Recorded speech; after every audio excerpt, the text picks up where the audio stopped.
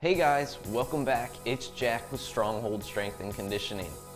And today we continue our series on how to improve your shoulder health and mobility. But before we go any further into it, make sure you take a moment to click that subscribe button down below in the corner so that you don't miss out on future content like this. Alright, let's go ahead and get into it. Alright, how to improve your shoulder health and mobility. Subtag, how to improve shoulder pain at home for today's video. Now in our last week's video, or in episode 1, we talked about how to improve your shoulder health and mobility, starting with mobility of the thoracic spinal column.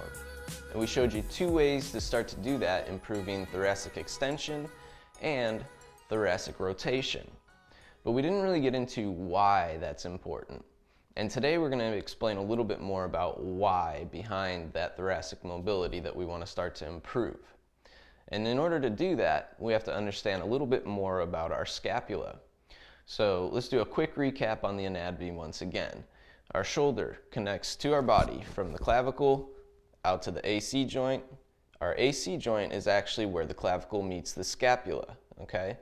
The scapula sits on our back, suspended in soft tissue. And then our humerus connects into the scapula right at the glenohumeral joint. So technically our arms are suspended in soft tissues from our shoulder blades, which are connected to the only bone, our clavicle, at the AC joint there. The big problem that we start to see because of a lack of mobility at the thoracic spine and a little bit of a change at the cervical spine is the shape that our body starts to take on hinders some of the movement at the AC joint and the glenohumeral joint in combination there.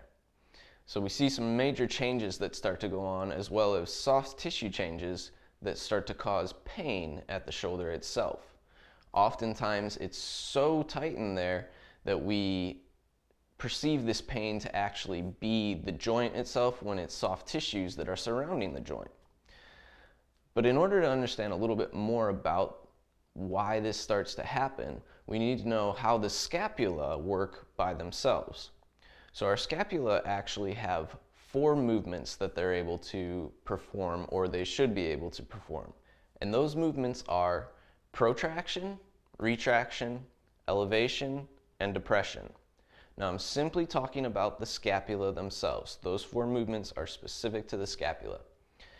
And part of the problem with losing our thoracic mobility and getting stiff and stuck in a slightly forward rounded position is that that limits 2 of our scapular mobilities that we should have, that we start to lose.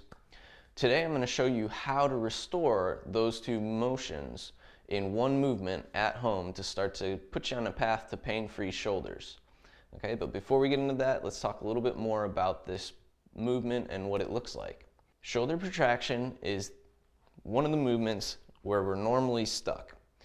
When my shoulders protract, I'm actually caving my chest and my shoulder blades are moving apart from one another on my rib cage. Shoulder retraction. When my shoulders retract, my shoulder blades are actually squeezing together on my upper back, hugging my spinal column.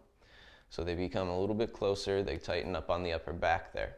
Shoulder elevation, think shrug, okay? When my shoulders are shrugging, my shoulders are elevated.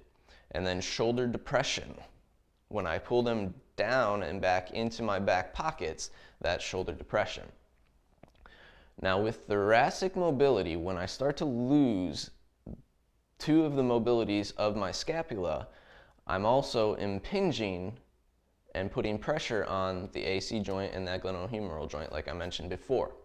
The 2 movements that we start to lose are scapular retraction and scapular depression in most cases. Most people are actually stuck in an elevated and protracted shoulder positioning. And there's one way that you can tell at home if you might be one of these people. First of all, if you tend to hold a lot of tension through your upper trap and neck, there's a good likelihood that you are one of these people to begin with. But you can also take a look in the mirror at the angle of your collarbone. So our collarbone should have about a 10-degree rise out to that AC joint, okay? If it's below that, you can actually have a depressed scapula or a depressed shoulder. If you're above that, it's that elevated and protracted. But if you take a moment to really think about what's happening at the scapula and to the collarbone when it's elevated and protracted, you might start to actually recognize that there's pressure being put on the collarbone itself, because now that scapula is pushing into the AC joint where it meets the clavicle and now jamming that clavicle into our sternum. Our clavicle actually gets kind of sandwiched between the scapula and the sternum, which is why sometimes you might start to feel pain through the breastbone here, right at the front of the shoulder girdle. That bone can actually be getting crushed by your own muscle tissue. And normally what we're seeing from the lack in mobility at the thoracic spine and the limited mobility of depression and retraction is a shortening and tightening of tissues of the upper neck and the pec and front of the shoulder and bicep. So all these tissues start to get sucked forward and shorten into the front of the shoulder itself. That shortening becomes a real issue when the joint capsule starts to thicken because of that shortening of tissues on the front side of the body. So our tissues can actually thicken. We feel that as pain because we're pulling at a thicker tissue altogether. It's like stretching a thicker rubber band versus a thinner one. We don't have that mobility anymore.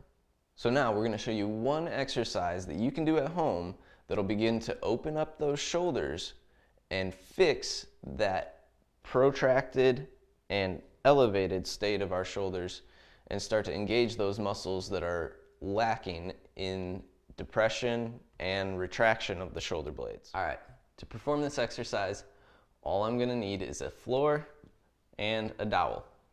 Pretty simple here.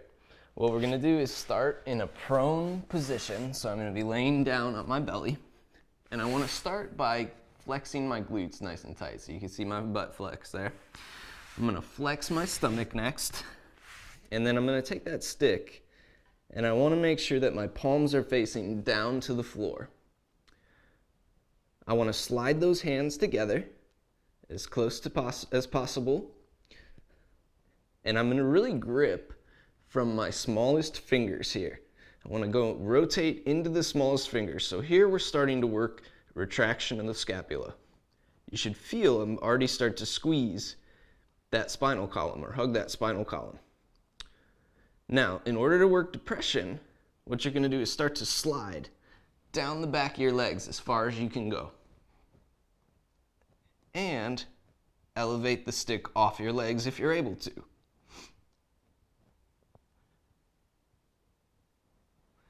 Now I can treat that as a hold, or I can perform that in repetitions. So if you're doing it in the version of a hold, you might start with something like 15, 30 seconds, building your way up to a minute eventually. And if you're doing the repetitions, you might try 15, 20 repetitions, 25 repetitions to get started. So you're really starting to feel those muscles of the upper back working.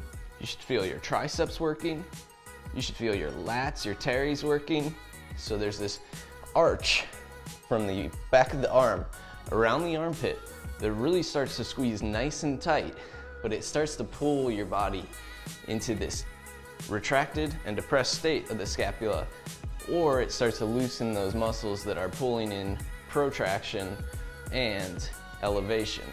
So we start to counter those, and those positions are just things that we see regularly on a daily basis. All right guys, take this mobility, use it frequently. You can do this on a daily basis. You can do it multiple times in a day to start to correct that posture and restore some of that mobility at the scapula that you've been losing.